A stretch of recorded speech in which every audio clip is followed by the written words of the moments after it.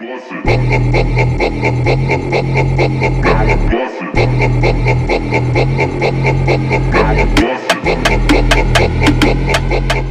Su-57 is the first fifth-generation fighter jet to enter service in Russia. It has advanced technologies such as active electronically scanned radar and the use of stealth for radar systems. The aircraft has high maneuverability and can perform supersonic flight characteristics. The Su-57 has a built-in weapons control system that allows the use of various types of missiles and bombs. The aircraft uses advanced stealth technology, which makes it less visible to radars. The Su-57 is the result of extensive research and development in the field of aviation technology and is considered one of the most advanced fighter aircraft in the world.